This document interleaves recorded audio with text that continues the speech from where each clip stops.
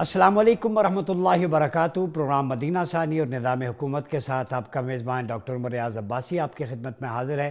ناظرین، آج بات کریں گے فلسطین، لبنان اور شام، خوشحالی کی مثلث سے خون کے بہتے دریاؤں کی مثلث تک۔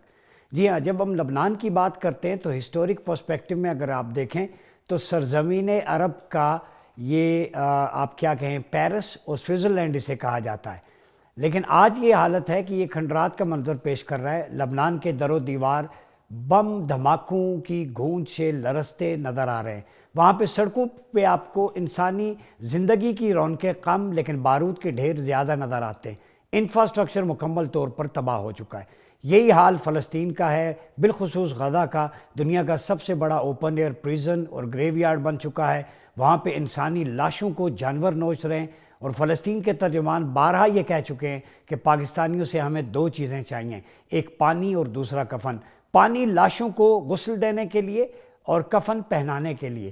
تو جب امت مسلمہ کے مسلمان بھائیوں کی، بچوں کی، خواتین کی یہ اپیل ہو کہ ہمارے مردوں کو عزت و تکریم کے ساتھ اس دنیا سے رخصت کیا جائے، قبر مہیا کی جائے، کفن دیا جائے، تو حالت دار بڑی بری ہے۔ ایک طرف مسلمان شباب و کبار، رقص و سرود کی محافل، ایک طرف آپ کو ٹیکنالوجی کے نام پر بڑے بڑے شہر نظر آتے ہیں، بڑے بڑے برج نظر آتے ہیں، چند کلومیٹر کے فاصلے پر دنیا کا سب سے بڑا ٹورسٹ ہب نظر آتا ہے۔ کیا یہ ساری چیزیں مادی اسی طرح رہ جائیں گی؟ ایک طرف آپ کو انسانی لاشیں، چیتھڑے، گوشت، لوتھڑے اور وہ بہتی ندیاں نظر نہیں آتی جس کے بارے میں آپ صلی اللہ علیہ وسلم نے کہا تھا۔ عقبہ بن عامر رضی اللہ تعالیٰ عنہ کی روایت ہے، صحیح بخاری اور مسلم کی، انی لا اخشى علیکم ان تشرکوا بعدی ولیکن اخشى علیکم الدنیا ان تنافسوا فیہا۔ رسول اکرم صلی اللہ علیہ وسلم نے فرمایا تھا، مجھے کوئی خوف نہیں، خدشہ نہیں کہ میری امت میرے بعد شرک کرے گی، شرک نہیں کرے گی اجتماعی طور پر۔ ہاں، مجھے خوف اس بات کا ہے کہ میری امت مال و دولت اور دنیا کی ہوس میں مبتلا ہو جائے گی۔ جی ہاں، آج امت مال و دولت اور دنیا کی ہوس میں مبتلا ہے۔ اسی رسول معظم نے عرب کے لیے کہا تھا، ویل للعرب، عربوں کے لیے ہلاکت ہے جب ان میں خبیثوں کی اور خباثتوں کی کثرت ہوگی۔ لیکن وہیں آپ صلی اللہ علیہ وسلم نے سرزمین شام کے لیے فرمایا تھا، یہ میرے سامنے ہے روایت، زید بن ثابت رضی اللہ تعالیٰ عنہ نے فرمایا کہ آپ صلی اللہ علیہ وسلم نے فرمایا، طوبیٰ للشام، شام کے لیے خوشخبری ہے، طوبیٰ للشام۔ یہ کون فرما رہا ہے؟ آپ صلی اللہ علیہ وسلم۔ دا لیونٹ، پورے شام کی ٹیریٹری اس سے مراد ہے۔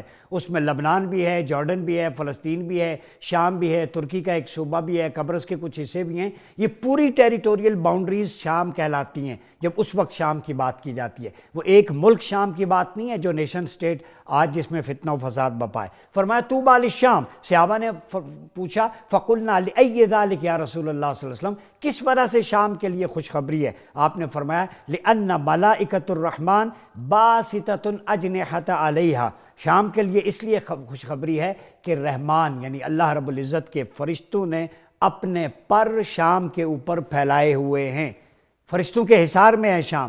ترمذی ابواب مناقب، باب مناقب الشام والیمن۔ یہی نہیں بلکہ قرآن مجید میں اگر اس سرزمین کے بارے میں دیکھیں تو سورہ انبیاء میں اللہ رب العزت نے فرمایا، وَنَجَّيْنَاهُ لُوطًا إِلَى الْأَرْضِ الَّتِي بَارَكْنَا فِيهَا لِلْعَالَمِينَ۔ پالیسی میکرز اسلامی دنیا کے 57 اسلامی ممالک کے سورہ انبیاء آپ کے ضمیر کے دروازے پہ دستک دے رہا ہے، جھنجھوڑ رہا ہے کہ ہم نے ابراہیم اور لوط علیہ السلام کو اسی سرزمین میں پناہ دی جسے ہم نے اہل دنیا کے لیے بابرکت بنایا ہے۔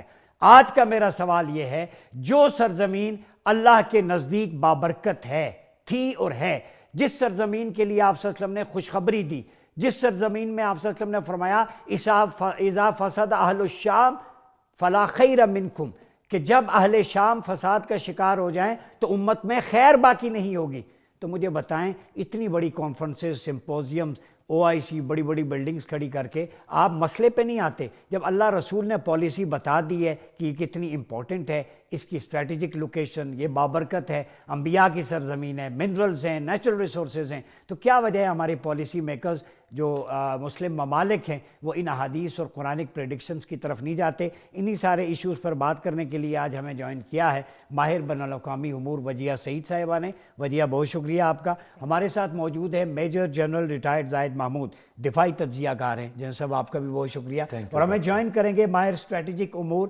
جناب ڈاکٹر حامد خان المشرقی صاحب. ڈاکٹر صاحب آپ کا بھی بہت شکریہ. جنرل صاحب آپ سے آغاز کروں گا. لبنان، شام اور فلسطین، یہ موضوع گزشتہ دنوں ہم نے صرف شام پہ کیا تھا، اس پہ ہماری ریسرچ بھی ہے. قرآنک ورسز آپ کے سامنے میں نے رکھی، احادیث بھی رکھی. جس سرزمین کو اللہ کہہ رہا ہے بابرکت ہے، 2 انبیاء ابراہیم علیہ السلام، لوط علیہ السلام، انہوں نے مائیگریٹ کیا عراق سے سیریا کی طرف. پھر سورہ اسراء میں اس کی الذی بارکنا حولہ، پھر حضور نے فرمایا طوبیٰ للشام، پھر فرمایا جب اہل شام فساد کا شکار ہو جائیں تو امت میں خیر ختم ہو جائے گی. یہ ساری پریڈکشنز، گائیڈ لائن، پالیسی ہمارے پاس ہے، تو اس کے باوجود شام، لبنان، فلسطین کھنڈر کا ڈیر کیوں ہیں؟ مجھے یہ بتا دیں. جی بسم اللہ الرحمن الرحیم. ڈاکٹر صاحب سب سے پہلے تو بہت شکریہ آپ کا پروگرام میں انوائٹ کرنے کا. دیکھیں شام، مڈل ایسٹ جو ہے یہ انٹرنیشنل جو اپلیکیشن ہے، انٹرنیشنل فورسز کی کہہ لیں یا انٹرنیشنل ہیجمانس کی کہہ لیں یا جو صہیونی طاقتیں ہیں ان کی آپ ایک جو اپلیکیشن ہے وہ مڈل ایسٹ میں، کیونکہ انہیں پتہ ہے کہ اگر مڈل ایسٹ کمزور ہوگا تو تمام عالم اسلام جو ہے وہ کمزور رہے گا. یہ ہم سب کا کنسرن ہے. اور یہ ہولی لینڈز ہیں، ابھی آپ نے آیات سے بھی ریفرنسز دیے ہیں، اور ہماری جو ایک لو ہے، چاہے ہم کسی بھی پارٹ آف دا ورلڈ ہوں، اس لینڈ کے ساتھ وہ اس کے ڈائنامکس آر ڈفرینٹ ارسپیکٹو. تو جب انہوں نے دیکھا ہے کہ اب یہاں پر اگر انسٹیبلٹی ہوگی اور ہمارے جو آئل رچ ریجنز ہیں خاص طور میں، ان کے اوپر ہمارا جب کنٹرول ہوگا تو ان کی اپلیکیشن بہت آسان ہو جائے گی اپنے پولیٹیکل عزائم پہ، اپنے اکنامک جو ان کے پرسوٹس ہیں اس کو فالو کرنے کے لیے، اپنے جو آف کورس ڈپلومیٹک پرسوٹس ہیں ان کو فالو کرنے کے لیے.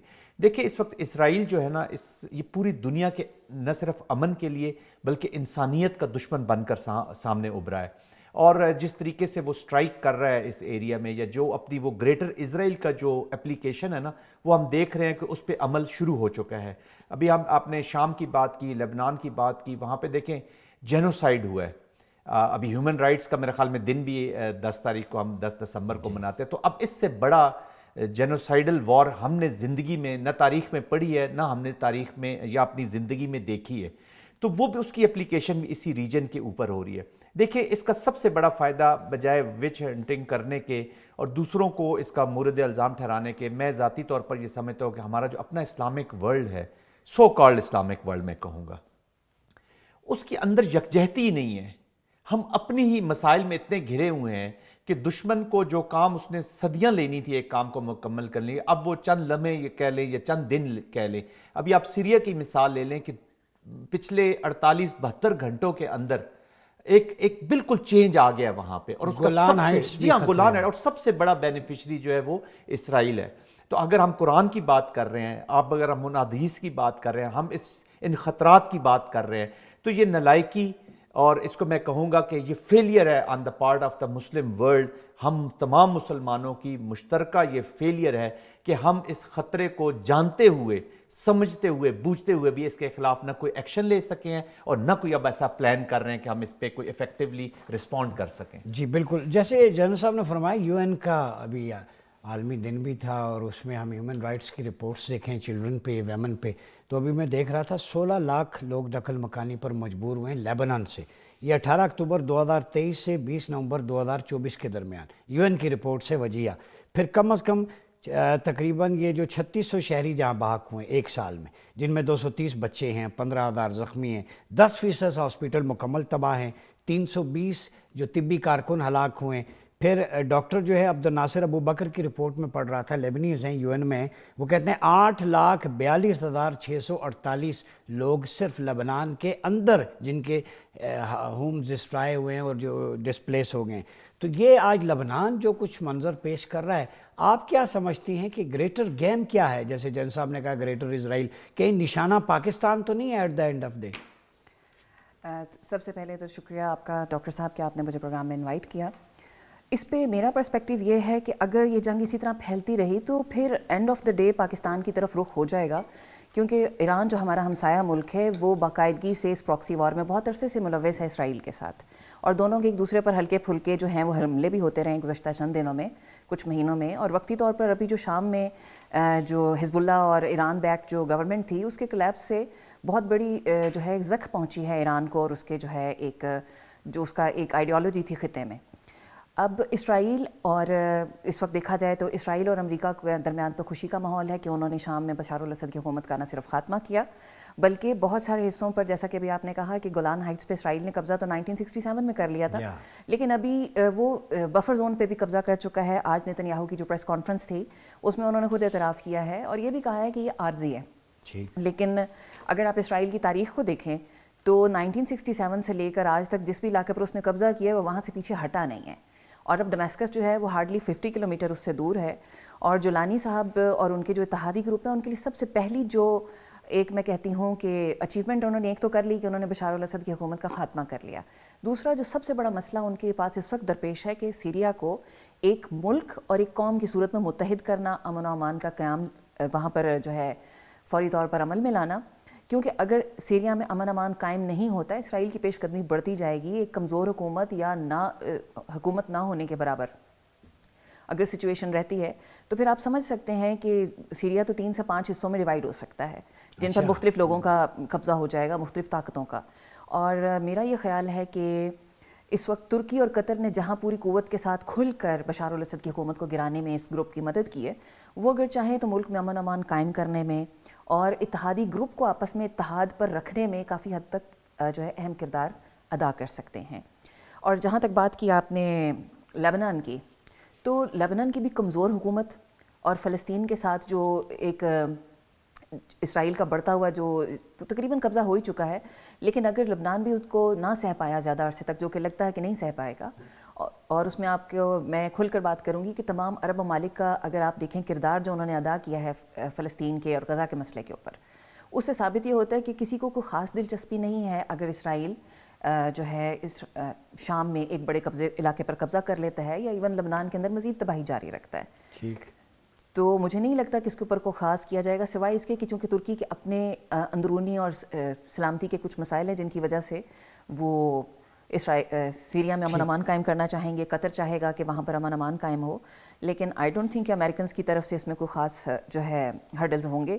اور یونائٹڈ نیشنز کی اگر بات کی جائے تو یونائٹڈ نیشنز جو ہے ایک بالکل ایک ڈیڈ باڈی ہے، کسی صورت وہ مسلمانوں کے کانفلکٹس میں کبھی انہوں نے کوئی کردار ادا نہیں کیا، اور ان کی پرانی اگر آپ ہسٹری کو دیکھیں تو چاہے وہ بوسنیا ہرزیگووینا ہو، چاہے روہنگین ہو، چاہے کشمیر ہو، چاہے فلسطین ہو، کسی بھی جگہ آپ کو یو این کا کوئی خاص رول کبھی پلے نہیں ہوا۔ میں دوبارہ آتا ہوں آپ کی طرف، شامل گفتگو کرتے ہیں ڈاکٹر حامد خان المشرقی صاحب۔ ڈاکٹر صاحب یہ بتائیں، ایس ٹی ایس کو آپ نے دیکھا اس کا رول، جولانی صاحب جو کہ ایک وقت میں امریکہ اور یورپ کے نزدیک دہشت گرد تھے، آج وہ فریڈم فائٹر، چونکہ انہوں نے بشار الاسد کی حکومت کو گرایا ہے، تو کئی آئسس امریکہ کی آنکھ کا تارا بنتا ہے، القاعدہ کسی دور میں، طالبان جہاد کے نام پہ، اور بعد میں وہی ٹیررسٹ بن جاتے ہیں۔ تو اس پالیسی کو مسلمانوں کے لیے کتنا خطرناک دیکھتے ہیں آپ؟ جی بہت شکریہ ڈاکٹر عمر صاحب۔ بات یہ ہے کہ میرا خیال ہے کہ پوری امت مسلمہ، پوری مسلم دنیا جانتی ہے کہ امریکہ کا جو مفاد اور موقع پرستی کے حوالے سے جو موقف رہا، چاہے وہ افغان جنگ ہو، روس کے خلاف مجاہدین اور وہی بات میں طالبان بن جائیں، یا جس طرح آپ نے کہا آئیسس ہو کے، اور اب یہ جولانی کی جو تحریر شام ہے، یہ سارا امریکہ کا تو جو ہے وہ مورل جو سٹانس ہے وہ تو بدترین انداز میں ایکسپوز ہو رہا ہے۔ اس میں آپ یوکرائن وار لے لیں اور پھر غزہ کے معذور معصوم بچوں کی شہادتیں لے لیں۔ یعنی یوکرائن میں اگر ایک ہاسپٹل پہ بم گرتا ہے تو آپ روس پہ پابندیاں لگا دیتے ہیں، ولادیمیر پوٹن کے ایسٹس جیم کر دیتے ہیں، آر ٹی نیوز پوری دنیا میں بند کرتے ہیں، اور جبکہ غزہ میں اتنی تباہی ہوتی ہے۔ تو مغرب کا دوہرا معیار اور ہپوکریسی تو واضح ایکسپوز ہوتی ہے۔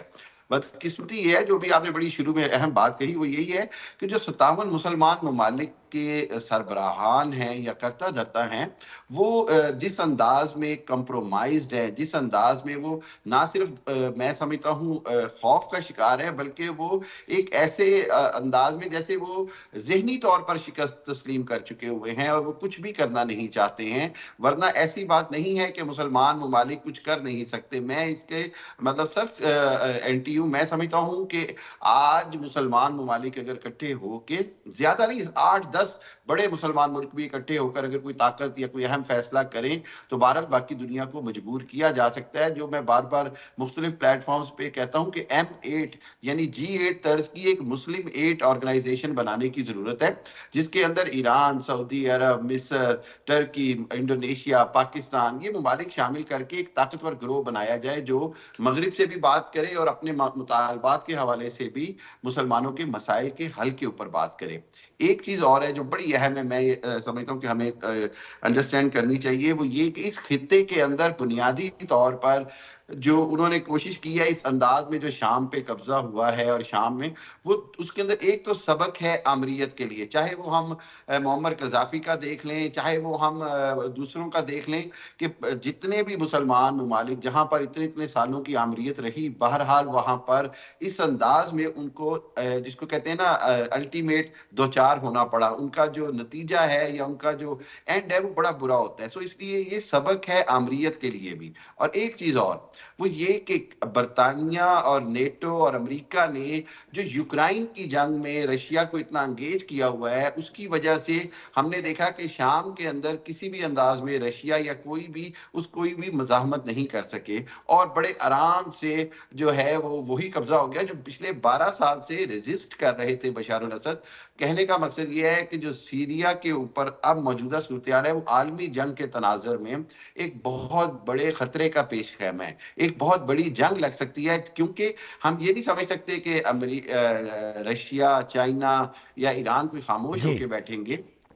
उनकी तरफ से कोई ना कोई किसी न किसी अंदाज का रिएक्शन, चाहे वो गल्फ में आए या किसी और जगह पर आए, क्योंकि मामलात जो हैं वो पूरी दुनिया की बसात के हवाले से देखे जाएं तो कहीं चाइना को कॉर्नर करने की कोशिश की जा रही है पैसिफिक सी में और ताइवान के हवाले से, यूक्रेन के हवाले से रशिया को कॉर्नर किया जा रहा है, गजा के ऊपर इसराइल की बर्बरियत और जुल्म जारी है जिसको कोई नहीं रोक पा रहा। तो मैं ये समझता हूँ कि आने वाले दिनों में जो दुनिया की सूरत हाल है वो मुस्लिम दुनिया से हट कर भी इंतहाई खतरे की तरफ जा रही है। यहाँ पर वक्त हुआ चाहता है एक छोटे से ब्रेक हैं, ब्रेक के बाद वेलकम बैक नाजरीन। प्रोग्राम में एक दफ़ा फिर आपका खैर मकदम है। बात हो रही है फ़लस्तीन, शाम और लबनान की। जैसा अब ये बताएं कि अभी हामिद साहब भी बात कर रहे थे कि ये जो प्रॉक्सीज़ हैं, इंसर्जेंसीज़ हैं, अब मैंने देखा है कि वॉर की टेक्निक्स तो बदल गई हैं, कन्वेंशनल या ट्रेडिशनल से आप शिफ्ट कर गए।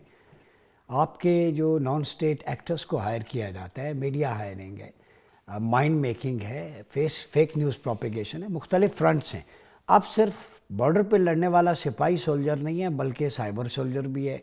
यहाँ बैठ के हम भी जो है वो एक एकेडमिक सोल्जर डिस्कशन कर रहे हैं, हर किसी का अपना हिस्सा है। आप नहीं समझते कि मुसलमान ममालिक के अंदर ये ग्रुप्स बना के हुकूमतों को तोड़वा के खाना जंगी करवा के, नेशन स्टेट थी तो मज़ीद खाना जंगी, जैसे लीबिया में, बाकी मुल्कों में देख लें, कहीं यही हदफ पाकिस्तान तो नहीं है, चूँकि एक फ़ौज आपकी मुनज़्ज़म पाकिस्तान है जिसके एटमी असासे हैं जो इनसे टूट नहीं पा रहा, मिल के ज़ोर हिंद से लेके तो मगरब तक, 7 समंदर पार तक एड़ी चोटी का ज़ोर लग रहा है, मगर तने तनहा सब्ज़ हिलाली परचम लिए खड़े। क्या वजह है?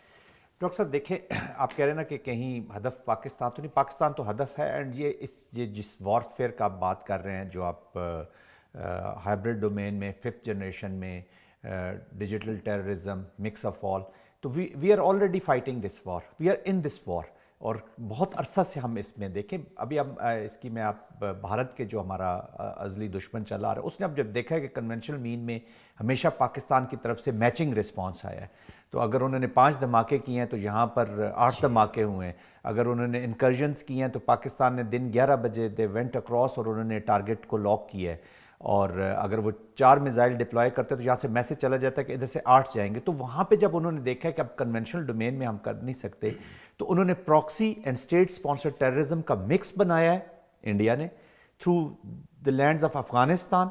तो उनको अपने क्लाइंट्स वहाँ पे टीटीपी की सूरत में और नॉन स्टेट एक्टर्स की सूरत में, और अनफॉर्चुनेटली पाकिस्तान के अंदर भी कुछ सपोर्टर्स अबेटर्स उनको मिले हैं, तो इनको क्लाइंट के तौर पे यूज़ किया है और पाकिस्तान को टारगेट कर रहे हैं। आपने बहुत अच्छी बात की है कि इस वॉरफेयर में एक फुट सोल्जर या जो रेगुलर सोल्जर है उसमें और एक आम जो शहरी है उसमें, तो we all are victims of this, every citizen of Pakistan, और ये पूरी दुनिया में अब हो रहा है। ابھی آپ نیریٹیوز اگر آپ بنگلہ دیش کی آپ سچویشن کو دیکھیں، اب انڈیا جو وہاں پہ اپلیکیشن کر رہا ہے تھرو دیئر پراکسی، پلس ان کا 400 پلس چینلز کا میڈیا، تو ایک ہی نیریٹو کے ساتھ وہ اس پہ بلڈ کر رہے ہیں بنگلہ دیش کی سچویشن کو. اور وہ اس کو انڈیا جو ہے وہ اسرائیل کو سپورٹ کر رہا ہے. جی ہاں، انڈیا اسرائیل کو سپورٹ کر رہا ہے کیونکہ ان کو دیکھیں نا، گریٹر انڈیا، گریٹر اسرائیل، اور ان کی جو سائیکی ہے، ان کی جو آئیڈیالوجی ہے، ہندوتوا پلس سیہونزم، تو اب تو this is a lethal combination and target is Islam. Target مسلمان ہے، وہ کہیں بھی کسی بھی پارٹ آف دا ورلڈ میں. ابھی تو افریقہ کے مسلمانوں کی تو یہاں پہ بات ہی کوئی نہیں کرتا جس عذاب سے وہ گزر رہے ہیں. مڈل ایسٹ کی ہم نے کنڈیشن دیکھ لی ہے، ہمارے جو پاکستان میں دیکھ لیں، کشمیریوں کے دیکھ لیں، ابھی آپ اور بھی جہاں پہ بھی مسلمان ہیں، یعنی پاکستان کو انگیج کرنے کا مطلب یہ ہے کہ وہ مڈل ایسٹ کی طرف توجہ نہ کر سکیں، اپنے اب دیکھیں مسلمانوں کی مدد نہ کر پاکستان سکیں. کا جو اس وقت ڈاکٹر صاحب لیٹ اس اینالائز اور بات کوئکلی کرتے ہیں جو آج پریزنٹ سچویشن ہے. اب پاکستان کو اس ہائبریڈ وار کی جو اگلی سٹیج ہے، اس کی جو اپلیکیشن ہوئی ہے وہ یہی ہے کہ افواج میں، سیکیورٹی فورسز میں اور عوام میں اب گیپ پیدا کر دیا جائے. دیکھیں وہاں پہ بھی بنگلہ دیش کی عوام کو، آپ انڈیا کا ضرورت تھوڑا سا اسٹڈی کریں، وہ بنگلہ دیش کی عوام کو یہ بتا رہے ہیں کہ جو نئی رجیم آئی ہے، جو رجیم چینج آئی ہے، this has been done through the deep state of United state of America, لیکن نام نہیں کسی کا لے رہے. اور پولیٹیشنز کو، بائیڈن کو کہہ رہے ہیں وہ سائڈ پہ. آئی مین کنفیوژن پیدا کر دی جائے ان دا یوتھ آف بنگلہ دیش کہ یہ جو موجودہ حکمران آئے ہیں آپ کے، یہ ایکسٹریمسٹ ہیں، یہ ٹیررسٹ ہیں، یہ اسلامسٹ کا نام لے کے، اور یہ آپ کے ملک کو ویسا ہی کر دیں گے جیسے افغانستان ہے یا جیسے جو پاکستان بننے جا رہا ہے، پاکستان بننے جا رہا ہے، پاکستان، افغان، وٹ ایور.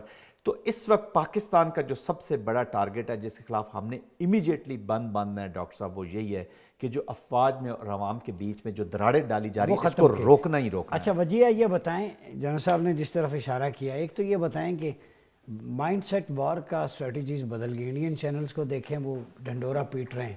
جب بھی پاکستانی کو پلیئر اگر اپنا مین آف دا میچ فلسطینیوں کے لیے کرتا ہے، یا جھنڈا ادھر پاکستان کے کرکٹ پلیئرز نے وہ فلیگز اٹھائے تھے فلسطین کے سولیڈیرٹی کے لیے، تو پورا ہندوستان ہل گیا تھا. یا ہمارا کوئی پلیئر سجدہ بھی کرے تو انہیں تکلیف ہوتی ہے. حالانکہ ادھر دیکھیں ہندوتوا اور سیہونزم کس طریقے سے. آپ کیا سمجھتی ہیں کہ مڈل ایسٹ پہ جو کچھ ہو رہا ہے، پاکستان کو ود ان دا پاکستان فوج کو انگیج کریں اور انڈیا کے ساتھ انگیج رکھیں تاکہ پاکستان مڈل ایسٹ میں کوئی رول پلے نہ کر سکے اپنے مسلمان بھائیوں کی مدد کے لیے؟ دیکھیے، پاکستان کو اس لیے انگیج کیا جا رہا ہے، جیسا کہ آپ نے خود بھی کہا، جنرل صاحب نے بھی کہا، کہ پاکستان ایک واحد اسلامی ایٹمی ملک ہے ماشاءاللہ، اور الحمدللہ ہم نے اپنی سرحدوں کا بڑا مضبوط دفاع کر رکھا ہے. اور بھارت جو ہے وہ شروع دن سے پروپیگنڈا کر رہا ہے. ان کا شروع میں بھی آپ کو یاد ہوگا جن کا کہنا تھا نہرو کا کہ پاکستان جو ہے سال بھی گزار نہیں سکے گا. پھر اندرا گاندھی کا آپ دیکھ لیں اس زمانے میں، اگرچہ یہ 5th جنریشن جو ہے وارفیئر اور یہ جو ہائبریڈ وار چل رہی ہے، یہ تو اس طرح کا تو تصور بھی موجود نہیں تھا، لیکن انڈیا نے ہمیشہ پوری کوشش کی کہ پاکستان کے اگینسٹ انٹرنیشنلی پروپیگنڈا کیا جائے اور پاکستان کو ہر جگہ، ہر شعبے میں کسی نہ کسی طرح نیچا دکھایا جائے، جس میں وہ کامیاب نہیں ہو پاتے. لیکن اس وقت جو سچویشن چل رہی ہے اور جس طرح فوج اور عوام کے بیچ اختلاف پیدا کرنے کی پوری کوشش کی گئی ہے، اور اس کے اندر نہایت افسوس سے کہنا پڑتا ہے کہ اس کے اندر سارے کے سارے جو میں چیزیں دیکھتی ہوں، بہت سارے پاکستان کے اپنے اندر کے لوگ انوالو ہیں. باہر سے کوئی آ کر آپ کو کچھ کہتا ہے تو آپ کیوں اپنے گھر کو آگ لگانے پر تل گئے ہیں؟ کیا آپ کو علم نہیں ہے کہ آپ کے محافظ کون ہیں، آپ کے بھائی کون ہیں، آپ کے بیٹے کون ہیں؟ اور ایک گھر کے اندر جب آپ خود لڑیں گے تو پھر دشمن کی ہمیں کیا ضرورت رہ جاتی ہے؟ تو اور دوسری بات یہ کہ مسلمانوں کی ایک بہت بڑی غلط فہمی، میں کھل کر یہ کہنا چاہوں گی آپ کے پروگرام کی وساطت سے، کہ مسلمان ہمیشہ، اور اس کو بہت حد تک آپ نے دیکھا ہوگا، اس وقت سیریا میں بھی جو سب سے بڑا جھگڑا ہے وہ شیعہ اور سنی کا ہی چل رہا تھا، جس کا فائدہ اٹھایا گیا. یہ فالٹ لائن ہے. جی بالکل، یہ فالٹ لائن مسلمانوں کی خود کریٹ کی ہوئی ہے. اسرائیل کے لیے، امریکہ کے لیے، ہندوستان کے لیے، ہم سب مسلمان ہیں. ان کے لیے نہ ہم شیعہ ہیں نہ ہم سنی ہیں، ان کا ہم ایک مشترکہ دشمن ہے، اور وہ ہے اسلام اور اس کے پیروکار. تو اگر ہم اس چیز کو سمجھ لیں تو میرے خیال میں ہم بہت ساری چیزوں سے ہم نجات حاصل کر سکتے ہیں. اور رہی بات 5th جنریشن وارفیئر کی، تو ہم پچھلے 15-16 سال سے ہم اس کے اندر مکمل طور پر جو ہے ہم پھنسے ہوئے ہیں. ہم پوری کوشش بھی کر رہے ہیں کہ ہم اس پر قابو پائیں، لیکن سوشل میڈیا کے تھرو اور جس طرح ایک آپ کے اوپر جو ہے ڈیلی جو ہے ایک نئی چیزوں کی بمبارڈمنٹ کی جاتی ہے، صبح شام آپ کو نئے نئے آئیڈیاز دیے جاتے ہیں، نئی چیزیں چھوڑی جاتی ہیں، اور وہ ظاہر سی بات ہے کچے ذہنوں میں، اور ایک عام آدمی جو کہ بہت زیادہ چیزوں کے اندر سچ جھوٹ میں یا ریالٹی کے اندر تمیز نہیں رکھتا، تو فرق کرنے کی تمیز نہیں رکھتا، ایون میں اور آپ بھی اس کا شکار ہو سکتے ہیں. تو جب تک ہمیں کسی چیز کو اس میں ایک میں حدیث پاک کا حوالہ دوں گی کہ مسلمان بغیر تحقیق کے کسی بات پر یقین نہیں کرتا، نہ آگے بڑھاتا ہے. تو آج کل ہمارا جو سب سے بڑا مسئلہ ہے بحیثیت ایک پاکستانی قوم کے فرد کی حیثیت میں، چاہے ہم اس میں ہم جنریشن زی سے تعلق رکھتے ہیں، جین زی کے بندے ہیں، یا ہم جو ہے ملینیل ہیں یا جنریشن ایکس سے تعلق رکھتے ہیں، ہمارا سب سے بڑا مسئلہ یہ ہے کہ ہم سنی سنائی بات کو چند منٹوں میں واٹس ایپ پہ اور اس کے تھرو جو ہے پورے پاکستان میں پھیلا دیتے ہیں. بعد میں ہمیں پتہ چلتا ہے کہ ایسا کچھ ہوا ہی نہیں تھا، اور پھر بجائے اس کے کہ ہم شرمندہ ہوں اور نیکسٹ ٹائم ہم کوشش کریں کہ ہم بغیر تحقیق کے بات پہ نہ یقین کریں گے، نہ فساد پھیلائیں گے. تو جب تک ہم اپنے جو ہے اس رویے پہ قابو نہیں پاتے، بہت مشکل ہے کہ ہم اس جو ہمارے اوپر جو دیا گیا اسی چیز کو میں آگے لے کے جاؤں گا. ڈاکٹر حامد صاحب یہ بتائیں، وجیہ نے جو بات کی، سنی سنائی بات، قرآن بھی کہتا ہے کہ وَإِن جَاءَ فَاسِقٌ بِنَبَإٍ فَتَبَيَّنُوا، سورہ حجرات کے اندر ہے کہ خبر آئے تحقیق کر لیا کرو. تو یہ فیک نیوز نے مسلم ممالک کو بڑا ڈیمیج کیا ہے. عرب سپرنگ سے دیکھیں آن ورڈ سوشل میڈیا پہ جو کچھ ہوا، لیکن فائدہ ویسٹ نے، مغربی طاقتوں نے، طاغوت اور استعمار نے اٹھایا ہے. تو اب پاکستان کے خلاف بھی یہ پروپیگنڈا ہے کہ اس کو کمزور کریں، مڈل ایسٹ جیسی سچویشن پیدا کریں، چونکہ آخری ہرڈل پاکستان ہے جس کے بارے میں پریڈکشنز بھی کی گئی ہیں. تو آپ کیا سمجھتے ہیں کہ اس کو کس طرح انکاؤنٹر کیا جائے؟ دیکھیے ڈاکٹر صاحب، بات یہ ہے کہ بلا شبہ فیک نیوز کے اوپر پاکستان کے خلاف تو انڈیا نے، امریکہ نے، دنیا نے بہت زیادہ، جس کو کہتے ہیں ایک مہم شروع کر رکھی ہے، اور آج کی نہیں، بہت عرصے کی ہے. EU ڈس انفو لیب اس کا سب سے بڑا ثبوت ہے. 450 سے زیادہ میڈیا ہاؤسز انڈیا نے بنائے، آرگنائزیشنز بنائی، جن کا مقصد صرف یہی تھا کہ پاکستان اور خصوصاً پاکستان اور چائنا کے خلاف سارا پروپیگنڈا کیا گیا. اس کے بعد دوسری چیز یہ ہے، جس طرح آپ سورۃ الحجرات کی آیت کا حوالہ دے رہے ہیں، میں نے اپنا پی ایچ ڈی تھیسس میں اس کو ایک اور انداز میں نے کہا کہ جو فیک نیوز یا ڈسیپشن ہے، یہ تو ایک شیطانی عمل ہے. اسی لیے جو ہم تمام کتابوں کے ماننے والے اس بات پہ ایگریڈ ہیں کہ جس انداز میں شیطان نے حضرت آدم اور بی بی حوا کو بہکایا، وہ بھی ایک ڈسیپشن تھی، اور وہاں سے یہ ایک ڈیولش ایکٹ ہے. یہ فیک نیوز کو ہمیں اس طرح سمجھنا ہوگا کہ کسی بھی شخص جو جانتے بوجھتے ہوئے فیک نیوز یا جھوٹا پروپیگنڈا پھیلاتا ہے، وہ شیطان کا مددگار ہوتا ہے، قرآن کی روح سے بھی، اور حقیقتاً اس کا جو عمل کا نتائج آتے ہیں. ایک اور چیز میں کہوں گا، اس کے اندر سب سے اہم جو کاؤنٹر کرنے کا طریقہ ہے وہ ہے قانون سازی. عدلیہ کے اوپر جو ہے وہ فیصلوں کے اوپر، یعنی اس کے اوپر فیصلے ہونے. پاکستان میں بدقسمتی سب سے بڑی یہ ہے کہ جو عدالتی نظام ہے وہ فیصلے کرنے میں، پروسیکیوٹر جو ہے وہ فیصلے کرانے میں ناکام رہا ہے. جب تک مجرم کو اس کی سزا نہیں ملے گی، کسی کے لیے ایگزامپل نہیں بنے گا، آپ نہیں سمجھ سکتے کہ آپ اس چیز پہ بند باندھ سکتے ہیں. تیسری بات یہ ہے کہ دنیا کے حوالے سے پاکستان کو اپنا موقف جو ہے وہ کاؤنٹر نیریٹو سے دنیا کو بتانا ہوگا. اب ہم ڈیفینسو ہو کے اپنا جو فیک نیوز کے خلاف صرف اپنا موقف نہیں بتا سکتے، بلکہ ہمیں اپنا کاؤنٹر نیریٹو اسٹیبلش کرنا ہوگا، جوابی بیانیہ بنانا ہوگا. اور وہ جوابی بیانیہ یہ ہے کہ پاکستان کی ریاست اکٹھی ہے، پاکستان کی فوج اور عوام ایک ہیں، اور اس کے اندر سیاسی اختلافات، مذہبی اختلافات یا علاقائی اختلافات سے بالائے طاق رکھتے ہوئے قوم کو ایک کرنے کے اوپر کام کیا جائے گا. ڈاکٹر صاحب میں اس کی طرف آتا ہوں. میں آپ سوچتے ہوں گے بریک سے پہلے ہم نے پاکستان کی بات کیوں کی، بات فلسطین، لبنان اور شام کی تھی. ایکچولی پاکستان انٹر لنک ہے، چونکہ جو وار کی اسٹریٹجی نظر آ رہی ہے اس میں پاکستان کو انگیج کرنا تاکہ اس کا رخ مڈل ایسٹ پہ نہ ہو، وہ فلسطینیوں کی باقیوں کو سپورٹ نہ کر سکے، اور پاکستان کو انڈیا کے ذریعے، باقیوں کے ذریعے، انسرجنسیز کے ذریعے انگیج کرے. اس کی فوج، اس کے ایٹمی اثاثے، اس کے بارے میں حدیث میں پریڈکشنز بھی ہیں. یہ خطہ، یہاں کے مجاہدین، یہاں کا منظم ادارہ جہاد فی سبیل اللہ کا وہ افواج پاکستان ہے. تو پاکستان کا ذکر بنتا ہے، چونکہ پاکستان نے ہمیشہ حرمین شریفین کی حفاظت کے لیے کردار ادا کیا ہے. US پیس کیپنگ مشن میں افواج پاکستان کا کردار ہے، پاکستان کا فلسطین کے قضیے میں، ہر جگہ پہ. تو یہ مسلم دنیا جو ہے پاکستان کی فوج کو اپنے لیے محافظ اور نجات دہندہ سمجھتی ہے. یہ اسرائیل کو بھی پتہ ہے، اور وہ اپنے سلیبس میں اپنے بچوں کو جو فائٹنگ کی تربیت دے دیتے ہیں، کورسز کرواتے ہیں. اور بن گوریان کے جو کمرے میں ایک تلوار کا ایک سمبل لٹکا ہوا تھا، اس نے کہا میں نبی صلی اللہ علیہ وسلم کی سیرت کا مطالعہ کیا تو آپ کے کمرے میں ہر وقت تلوار لٹکتی تھی. یہ جنت جو ہے تلواروں کے سائے تلے، یعنی وہ آپ کی سمبل سٹڈی کر کے پھر اس کا انکاؤنٹر کرتے ہیں کہ مسلمانوں میں کیسے ان کو جذبہ جہاد سے دور کیا جائے، ان کی افواج سے دور کیا جائے. تو چونکہ پاکستان کا مڈل ایسٹ کے ساتھ بڑا اسٹرانگ کا ہسٹورک ریلیجس پرسپیکٹو میں کلچرلی ہمارا بڑا کلوز ہے سعودی عرب کے ساتھ، باقی ممالک کے ساتھ، تو اس لیے پاکستان کا ذکر بنتا تھا کہ ہم اپنے آپ کو مضبوط کریں اپنی فالٹ لائن، اور پاکستان کردار ادا کرے اسٹیبلٹی میں، پیس اور دیگر ایشوز میں۔ جیسا اب یہ بتایا کہ پاکستان تو لیڈنگ رول پلے کر سکتا ہے۔ پرسوں میں نے ایک جگہ ایک کانفرنس میں پیپر پڑھ رہا تھا اسی مڈل ایسٹ پہ، تو میں نے ایک وہاں پہ تجویز رکھی تھی ایکیڈیمک کہ آپ 57 اسلامی ممالک امہ نہ بنے، اسلامی ورلڈ ہی بنے، آپ کی کرنسی اپنی ہو، territorial boundaries, law of the land, دو چیزیں ایک کر دیں، ایک اپنا ڈیفنس، ٹھیک ہے، اور ایک جو ہے مسلم ممالک فارن پالیسی۔ اور ان دو کے لیے میں نے جو سجیسٹ کیا تھا کہ حج کو اسپریچول سے پولیٹیکل ٹورزم بنائیں، اگلا حج آئے سارے ہیڈ آف اسٹیٹس جمع ہوں، وہاں پہ اپنی foreign policy, defence policy announce کریں۔ فارن ڈیفنس پالیسی کے نیٹو کے پیرالل آپ مسلم نیٹو بنا لیں، سب کی، کسی ایک پہ حملہ ہو جیسے نیٹو کا ہوتا ہے آپ ڈیفنس کریں گے۔ فارن پالیسی کے آج کے بعد ہماری فارن پالیسی ایک ہے، ایک ڈریس میں، ایک تلبیہ حرم شریف میں، ایتھیکل پالیسی آپ صلی اللہ علیہ وسلم کے حرم میں۔ تو کیا سمجھتے ہیں آپ کہ یہ تو اپلیکیبل ہے کہ ملک اپنے اپنے ہوں، law of the land, culture سارا، لیکن دو چیزوں پہ ہم حج کے موقع پر اکٹھے نہیں ہو سکتے؟ جی ہاں ڈاکٹر صاحب، آپ نے بہت اچھی تجویز ہے، لیکن اب اس پہ کتنا کیسے عمل ہوگا؟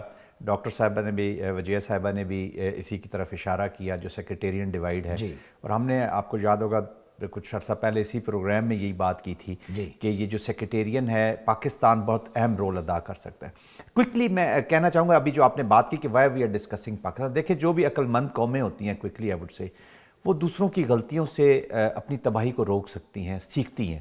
ابھی آج اگر آپ سیریا کی مثال لے لیجئے، اگر سیریا کی فوج وہاں پر ہوتی تو اب ان کی نیشنل آرمی جو ہے وہ ترکی کی طرف نہ دیکھ رہی ہوتی، گورنمنٹ فورسز جو ہیں وہ ایران اور رشیا کی طرف نہ دیکھ رہی ہوتی، کرد جو ہیں وہ یونائٹڈ اسٹیٹس کی طرف نہ دیکھ رہے ہوتے۔ لیسن یہ ہے، ہاں لیسن یہ ہے، تو کل اگر پاکستان کی بھی افواج نہیں ہوں گی اور پاکستان کے عوام بھی نہیں، تو ہمارے اپنے اپنے گروپ، وہ کے پی کے کسی اور کی طرف دیکھ رہا ہوگا، پنجاب کسی اور طرف دیکھ رہا ہوگا، کوئی نہیں آئے گا، تو پھر کوئی بھی نہیں آئے گا، اور پھر یہاں فری رن ہوگا بھارت کا، جیسے اب اسرائیل ہے اسپری آف کلنگ، اس کو فری رن ملا ہوا ہے، وہ جس کو جو چیز جس جگہ کو ٹارگٹ کرتا ہے، تو اللہ نہ کرے ایسا وقت آئے، تو that's why we are discussing Pakistan, کہ ہم نے وہاں کی اس سے سیکھنا ہے اور اپنے اوپر اپلائی کرنا ہے۔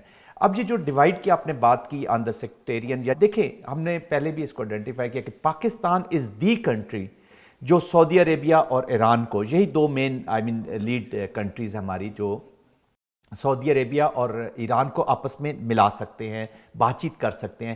آپ نے بہت اچھی بات کی کہ چلیں اکٹھی پالیسی نہ ہو، لیکن اس وقت امیجیٹلی جو مسلمانوں کے اگینسٹ جینوسائیڈل وار ہو رہا ہے، اس کو تو جو انسانیت کی تذلیل ہو رہی ہے، کل اللہ سبحانہ تعالیٰ نے ہم سے بھی پوچھنا ہے کہ جب تمہارے بھائی وہاں پہ مارے جا رہے تھے، جب وہاں پہ ان کا قتال ہو رہا تھا، تو تم لوگوں کی کدھر تھی پالیسیز، کدھر تھی تم لوگوں کے ایکشنز، کہاں پہ تھے؟ تو یہ ہم نے سب نے، یہ چاہے سعودی عرب کا مسلمان ہو، ایران کا مسلمان ہو یا پاکستان کا مسلمان ہو، جواب دہی تو ہم سے ہونی ہے کہ جب یہ ظلم ہو رہا تھا، تو اس کے لیے منیمم اینٹی جینوسائیڈل 1 یا 2 پوائنٹس کا ایجنڈا پہلے بنا لے، اس کے اوپر بلڈ کرے، اور بعد میں سلولی اینڈ گریجولی انشاءاللہ مسلم ورلڈ یونٹی کے ساتھ آگے بڑھ سکتا ہے۔ And here comes the role of Pakistan, اس کی ایکسیپٹنس یہاں پر بھی ہے، ایران میں بھی ہے، اور ہمیں اپنی جتنی بھی ریسورسز ہیں ان کو بروئے کار لانا اچھا وجیہ کوئکلی، ٹائم کم ہے ہمارے پاس، یہ بتائیں سجیسٹ کیا کریں گی، واٹ نیکسٹ؟ یہ مڈل ایسٹ کے ایشو کو کیسے کوپ اپ کیا جائے اور پاکستان کا رول کیا ہے؟ دیکھیے ڈاکٹر صاحب، اس میں میری سجیشن جو یہی ہے کہ اس وقت پاکستان اپنا بھرپور سفارتی رول ادا کرے۔ پاکستان کے عربوں کے ساتھ بہت اچھے تعلقات ہیں، سعودی عرب کے ساتھ، قطر کے ساتھ، ترکی کے ساتھ بھی، ایون ایران کے ساتھ بھی۔ تو ہم اس وقت اپنا جو ہے وزارت خارجہ کی سطح پر اور صدر وزیر اعظم کی سطح پر بھی ہم ایک بہت اچھا رول پلے کر سکتے ہیں۔ ایون میں کہتی ہوں آرمی چیف بھی اس میں رول پلے کر سکتے ہیں کہ ہم لوگ جو ہیں ایک نقطے پر اکٹھے ہو جائیں کہ چاہے کچھ بھی ہو، ہم نے سیریا کو ایک مضبوط اور آزاد اور خود مختار ملک کے طور پر قائم رہنے دینا ہے۔ ابھی آپ دیکھیے کہ بشار الاسد کی حکومت گرنے کے بعد یہ جو جہادی گروہ اس وقت جو آ گئے ہیں، انہوں نے قبضہ تو کر لیا ہے، لیکن ایسا نہ ہو، مجھے تو یہ خطرہ بھی نظر آتا ہے کل کو پتہ چلے بشار الاسد کی حکومت کی آمریت ختم ہوئی تو اس کے بعد جو ہے جولانی کی آمریت قائم ہو گئی یا کسی اور گروپ کی آمریت قائم ہو گئی۔ تو اس وقت سیریا میں سب سے بڑی ضرورت ہے کہ ایک تو جو اس وقت جو حکمران اتحاد ہے اس کا اتحاد قائم رہے، ملک میں امن و امان قائم ہو، کیونکہ بغیر امن امان قائم کیے دنیا کا کوئی ملک سیریا کی تعمیر و ترقی کے لیے نہ وہاں پر جائے گا، نہ ان کی امداد ہو سکے گی، نہ ہی کچھ اور ہو سکے گا۔ تو لوگوں کا اعتماد ان کی اپنی حکومت پر بحال کیا جائے, وہاں پر بعد میں الیکشن کروائے جائیں کچھ عرصے کے اندر اور حکومت جو ہے عوام کے حوالے کی جائے. جی. اور اس کے ساتھ ساتھ پاکستان جو ہے اپنا سفارتی رول جو ہے وہ مکمل طور پر بہت اچھے طریقے سے پلے کرے, اور اپنے مسلمان بھائیوں کو مشکل کی اس گھڑی میں ہم اکیلا نہیں چھوڑ سکتے. تو ڈاکٹر حامد مشرقی صاحب, آپ یہ بتائیں, وجیہ نے جس طرف اشارہ کیا اور ڈاکٹر صاحب نے بھی, جنرل صاحب نے بھی, یونٹی بہت ضروری ہے, فالٹ لائنز پولرائزیشن ختم کریں, تو پاکستان کا جو پریکٹیکلی کیا رول ہونا چاہیے اس ریجن میں پیس اینڈ اسٹیبلٹی کے لیے؟ غزہ میں بھی جو ہے وہ جنگ بندی ہو اور وہاں پہ جو سچویشن ہے بلڈ بات کی وہ کنٹرول ہو سکے, لبنان میں, شام میں. بالکل. دیکھیے, سب سے اہم بات یہ ہے کہ پاکستان نے ماضی میں بھی ایران اور سعودیہ کے درمیان بہت سارے معاملات جو بالکل پوائنٹ آف نو ریٹرن پہ پہنچ گئے تھے, وہاں پر بھی مصالحت کا کردار ادا کیا اور معاملات کو ایک حد سے بڑھنے سے روکا. دوسری بات یہ ہے کہ میرا خیال یہ ہے کہ اب وقت آ گیا ہے کہ پاکستان عرب ممالک پر یہ بات واضح کرے کہ وہ انڈیا جس سے یہ دوستی کا بڑا دم بھرتے ہیں وہ دراصل بغل میں چھری اور منہ میں رام رام کے علاوہ کچھ نہیں ہے. اور عرب ممالک کو سمجھنا ہوگا کہ ایونچولی مسلمانوں کی طاقت اکٹھی ہونے کے ساتھ ساتھ ان کو انڈیا کی جو دوستی یا انڈیا سے جو اتنے ان کے محبت کے رشتے ہیں اس سے پیچھے ہٹنا ہوگا, تاکہ خطے میں مسلمان قوتوں کو کی جو ہے وہ مضبوطی ہو. اور ایک اور چیز یہ ہے کہ بہرحال غزہ کے حوالے سے میں سمجھتا ہوں کہ وقت آ گیا ہے پاکستان اور دوسرے ترکی اور دوسرے ممالک مل کر اسرائیل کا جو سفارتی بائیکاٹ ہے اور سفارتی طور پر اس کے اوپر دباؤ ڈالا جائے. اور سب سے اہم بات یہی ہے کہ جو پچھلے 3-4 سال میں اسرائیل نے ڈیولپمنٹس کی تھی بہت سارے ممالک, مسلمان ممالک کے ساتھ سفارتی تعلقات استوار کر کے, اس کو فوری طور پر ری وزٹ کیا جائے, تاکہ جو ہے اسرائیل اور امریکہ کو یہ واضح پیغام جائے کہ یہ ایک مسلمانوں کے لیے ایک ناقابل قبول ہے جو کچھ ہوا ہے, اور ہم جو ہیں وہ ایک یونٹی کے ساتھ اس کو اکنامیکل اور ڈپلومیٹک فرنٹ پر اس کو آگے کر سکیں. بہت شکریہ وجیہ سعید, میجر جنرل زاہد محمود صاحب, ڈاکٹر حامد المشرقی صاحب. ناظرین, ہم نے ڈسکس کیا اور اس پروگرام کا یہ ہے کہ سب سے پہلے اپنے گھر کو ڈس آرڈر ہو تو گھر کو برتن نہیں توڑے جاتے, گڑبڑ نہیں کی جاتی, بڑے بیٹھ کے اپنے ایشو ریزالو کرتے ہیں. گھر مضبوط ہوگا, محلہ مضبوط ہوگا, علاقہ مضبوط ہوگا, گھر کا سربراہ ہوگا. تو ہمیں اپنی فالٹ لائنز کو میڈیشن ڈائلاگ کے ذریعے کور کریں. پاکستان مضبوط ہوگا تو حرمین شریفین مضبوط ہوگا, خطہ مضبوط ہوگا. اپنے گھر کی حفاظت پہ توجہ مرکوز کریں, اور پاکستان جتنا رول پلے کر سکتا ہے مڈل ایسٹ کے اندر تھرو میڈیشن ڈائلاگ اور زور دے کے پاکستان کی جو کیپیسٹی ہے تاکہ وہاں مزید خون اور خلفشار نہ ہو. مسجد اقصیٰ کل بھی اس سے ہمارا رشتہ کلمے کی بنیاد پہ تھا, آج بھی ہے. فلسطین, شام, یہ جو بلاد شام ہے, طوبیٰ للشام, ہمیں حضور کی حدیث کی نسبت سے شام کو خوشخبری ہے, جس کے بارے میں آپ صلی اللہ علیہ وسلم نے فرمایا تھا, اللہم بارک لنا فی یمننا, اللہم بارک لنا فی شامنا, اے اللہ ہمارے یمن اور شام میں برکتیں نازل فرما. جس کے لیے آپ صلی اللہ علیہ وسلم نے برکتوں کی دعا کی, اسے کوئی بھی زوال پذیر نہیں کر سکتا. ضرورت اس امر کی ہے کہ 57 ممالک ایک امہ بنے, جسد واحد بنے. جب ایک کو کانٹا چبھے تو پورے جسم کو تکلیف پہنچتی ہے. ان اشعار پہ اجازت چاہوں گا کہ ایک بار پھر طیبہ سے فلسطین میں راہ دیکھتی رہتی ہے مسجد اقصیٰ تیرا. تو مسجد اقصیٰ ہم سب کا فرض ہے. آپ اپنا بہت خیال رکھیے گا. اپنے میزبان ڈاکٹر عمر ریاض عباسی کو اجازت دیجیے. اللہ حافظ.